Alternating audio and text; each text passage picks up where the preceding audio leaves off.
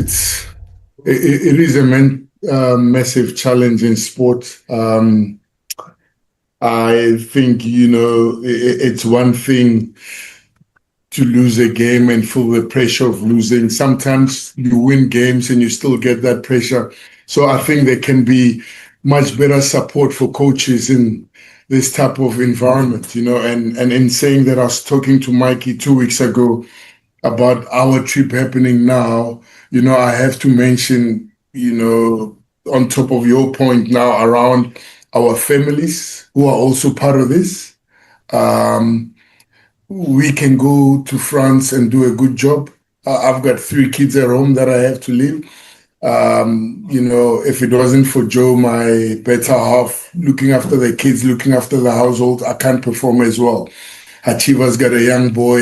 If Busi's not there, he doesn't perform as well. Same thing for all our players. Netling's got 2 young kids. Ruan's got a young kid.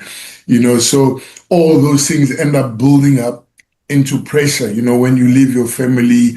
So the support is extremely important for coaches and for players, because this is a high pressure environment. As much as we love it, I think it's important that we as teams and unions start investing more in making sure that we look at mental health in a very serious eye.